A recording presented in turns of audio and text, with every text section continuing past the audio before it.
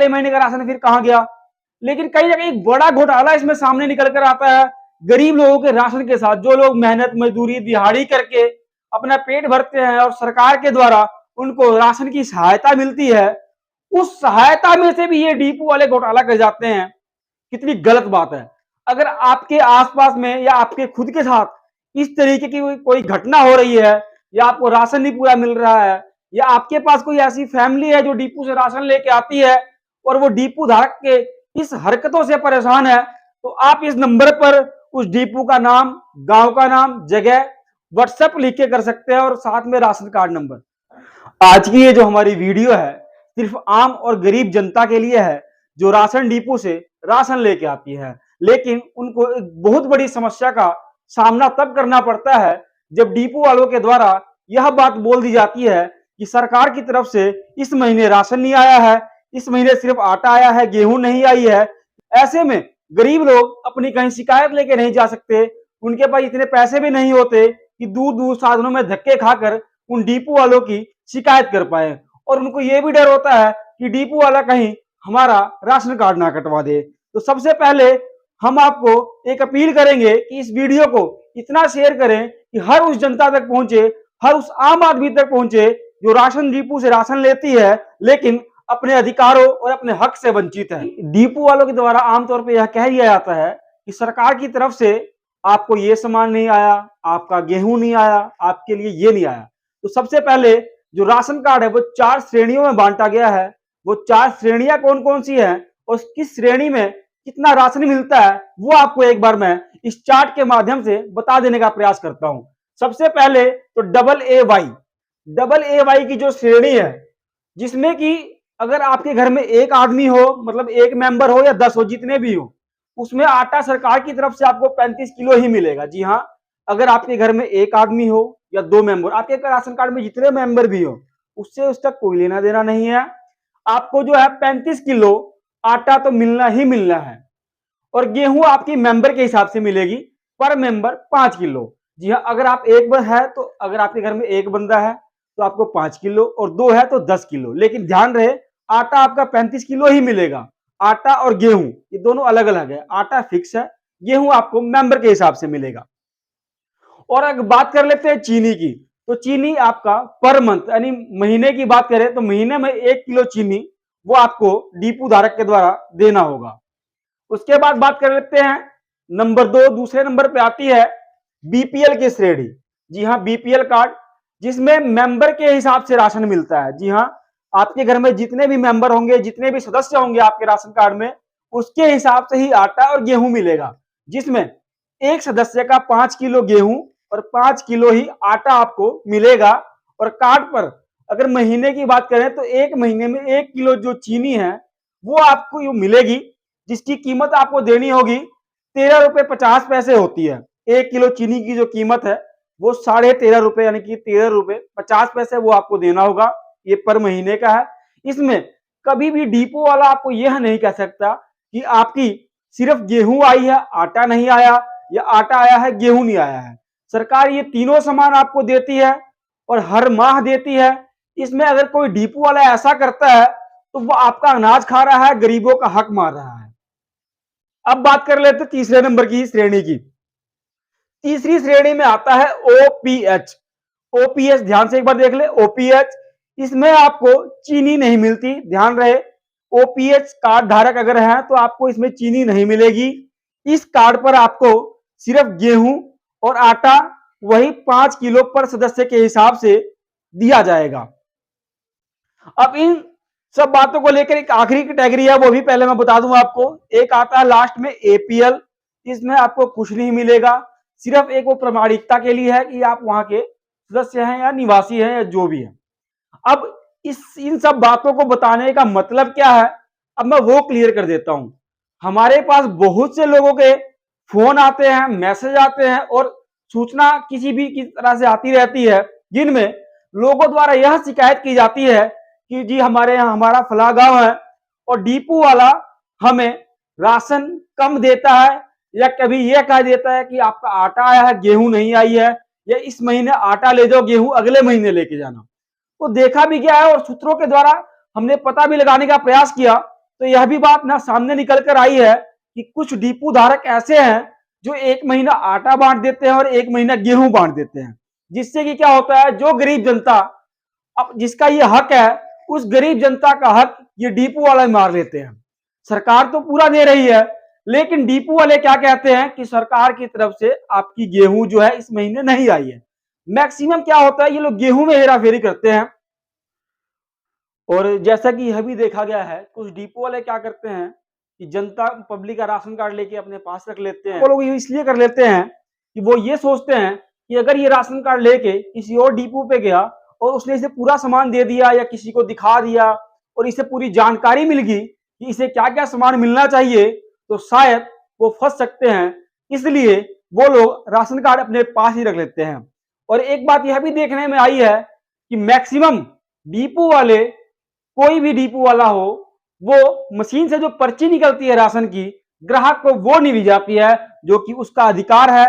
अगर डिपो वाला ऐसा नहीं करता है तो कहीं ना कहीं यह भी गैर कानूनी है, जिसके खिलाफ शिकायत हो सकती है। अगर आपके साथ भी इस तरीके से कोई भी वाकया घटना घट रही है या आपको राशन नहीं दिया जा रहा है, और अभी एक बात और हमारे सामने आई है, कुछ डिपो वाले क्या करते हैं, हाथ से मैनुअल पर्ची बना के ग्राहक को दे देते हैं कि आपकी गेहूं रह गई है, आपका आटा रह गया है, जो कि ऐसा नहीं कर सकते वो। और एक बात और बता दूं, जो डिपो वाला ऐसा करता है, हाथ से पर्ची बनाकर आपको देता है, कहीं ना कहीं वो आपका राशन खा चुका होता है। जी हाँ, कहीं ना कहीं मशीन से, सरकारी खजाने से या सरकारी कोटे से, सिस्टम से आपका वो राशन खा चुका है। वो राशन खाने के बाद आपको एक मैनुअल पर्ची बना के दे देता है कि आपका राशन, आपकी गेहूं पेंडिंग है, अगले मंथ वो ले जाना। अगले महीने उसने देना ही है, अगले महीने का राशन फिर कहां गया। लेकिन कहीं ना कहीं एक बड़ा घोटाला इसमें सामने निकल कर आता है गरीब लोगों के राशन के साथ। जो लोग मेहनत मजदूरी दिहाड़ी करके अपना पेट भरते हैं और सरकार के द्वारा उनको राशन की सहायता मिलती है, उस सहायता में से भी ये डिपो वाले घोटाला कर जाते हैं। कितनी गलत बात है। अगर आपके आसपास में या आपके खुद के साथ इस तरीके की कोई घटना हो रही है, या आपको राशन नहीं पूरा मिल रहा है, या आपके पास कोई ऐसी फैमिली है जो डिपो से राशन लेके आती है और वो डिपो धारक के इस हरकतों से परेशान है, तो आप इस नंबर पर उस डिपो का नाम, गांव का नाम, जगह, व्हाट्सएप लिख के कर सकते हैं और साथ में राशन कार्ड नंबर। अगर इस तरीके की कोई भी शिकायत हो तो आप इसे हमें बता सकते हैं। हम उस व्यक्ति की जो आवाज है वो प्रशासन तक पहुंचाएंगे और कोशिश करेंगे कि उसको उसका अधिकार और जो उसका राशन है वो मिले, और गरीब व्यक्ति का जो राशन है, जो ये डिपो होल्डर खा रहे हैं, वो उससे बच सके। और एक और बात आ जाती है आप सामने कि डिपो वाले ऐसा करते क्यों हैं, तो सबका तो नहीं पता, लेकिन एक आधे डिपो वाले से बात हुई है अभी हमारी, तो यह भी बताया गया है कि जिस बोरी में, जिस कट्टे में 50 किलो अनाज आता है, वो अनाज 50 किलो ना होकर किसी बोरी में 45 किलो, किसी में 47 किलो, यानी कि तौल में कहीं ना कहीं फर्क होता है, उसमें अनाज कम होता है। और उसकी शिकायत वो इसलिए नहीं करते, वो ये सोचते अगर हम अधिकारी को शिकायत करेंगे तो ठेकेदार नाराज हो जाएगा, इंस्पेक्टर नाराज हो जाएगा और हमारा डिपो का कैंसिल ना हो जाए। कहीं ना कहीं इस डर की वजह से वो लोग भी चुप हो जाते हैं। यानी कि कुल मिला के बात यह सामने आती है कि नीचे से लेके ऊपर तक सारा सिस्टम भ्रष्ट हो चुका है और यह सब लोग मिलकर गरीब जनता का राशन खाने में लगे हुए हैं। अब मैं सिस्टम भ्रष्ट की बात क्यों कर रहा हूं, बड़े ध्यान से सुनिएगा। अगर कोई व्यक्ति उनको फोन करके शिकायत करता है फूड इंस्पेक्टर को, तो उनके द्वारा यह कहा जाता है कि पहले आप हमारे दफ्तर में आइए, लिखित शिकायत दीजिए, तब उस पर हम कोई कार्रवाई करेंगे। जो व्यक्ति 400 रुपए की दिहाड़ी कमा रहा है, वो व्यक्ति पहले अपनी दिहाड़ी खराब करेगा, तब इनके दफ्तर में जाएगा और इनको शिकायत देगा, तब ये कार्रवाई करेंगे या नहीं करेंगे वो तो वो जानते हैं। लेकिन अगर वो अपनी दिहाड़ी खराब करके शिकायत करने जाएगा तो बेचारा खाएगा कहां से। लेकिन बात यही आती है कि कहीं ना कहीं अधिकारियों के बीच में मिली भगत सामने आती है। आखिर जिन अधिकारियों की ये जिम्मेदारी बनती है कि वो जाके इस घोटाले का रोकथाम कर सके, कि ऐसे घोटाले को ना होने दे सके, वो अधिकारी जब इस तरह के घोटाले सामने आते हैं तो क्यों चुपचाप तरह तरह के बहाने बनाने लग जाते हैं। और एक सबसे बड़ी बात जो सामने निकल के आई है वो यह आई है कि जो आम जनता है, जो अपनी शिकायत लेके डिपो वाले से परेशान होकर फूड इंस्पेक्टर का नंबर ढूंढती है, कहीं ना कहीं से परेशान होकर हाथ पैर मारकर नंबर उनको मिल जाता है। और जब फूड इंस्पेक्टर को अपनी शिकायत करते हैं ये लोग डिपो वाले के खिलाफ, तो वही फूड इंस्पेक्टर पहले तो यह कह देते हैं आगे से कि आपने जो फोन किया है वो गलत टाइम किया है, आप ड्यूटी टाइम पर फोन कीजिए।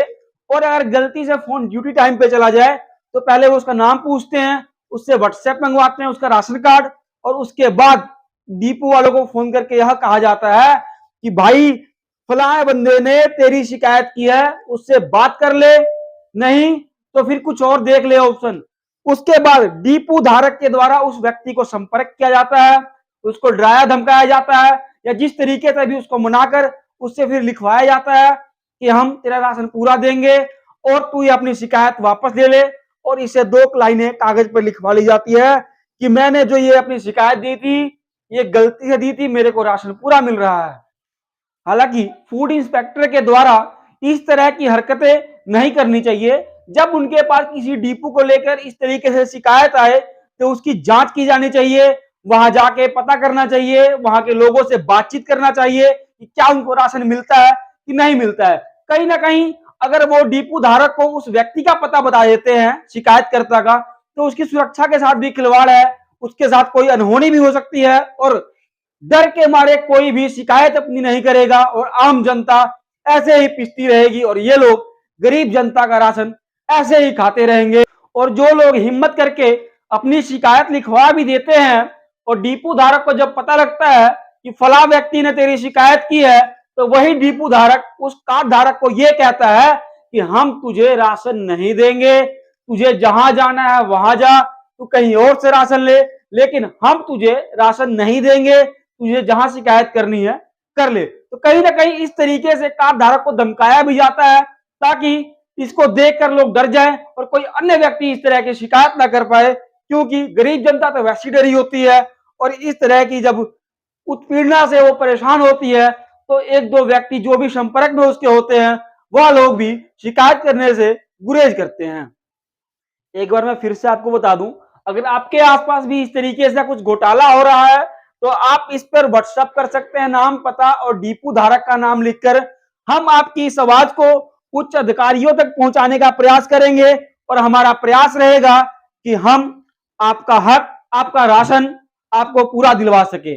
और एक मेरी अपील हाथ जोड़कर उन अधिकारियों से रहेगी, उन उच्च अधिकारियों से जिनकी देखरेख में ये सारा कार्य प्रणाली पूरा होना था, वह लोग इसकी जांच हर माह करते रहें और उनका जो राशन का सप्लाई वाला सिस्टम होता है, जो सप्लाई चेन होती है, वो किसी उच्च अधिकारी की निगरानी में हो ताकि डिपो वालों के पास भी पूरा अनाज पहुंचे, ताकि वह भी किसी प्रकार का हेरा फेरी या घोटाला ना करें। और लास्ट में एक बार फिर से मैं सभी से अपील करना चाहूंगा, इस वीडियो को हमारे लिए शेयर मत करें, उस गरीब जनता के लिए शेयर करें जो इस उत्पीड़न से, जो अपना हक, जिसका हक मारा जा रहा है, उस गरीब जनता के लिए एक शेयर जरूर करना। और इसको इतना शेयर करना कि हर उस आम जनता तक ये वीडियो पहुंच सके जो डिपो से राशन लेते हैं और जिनका हक मारा जा रहा है।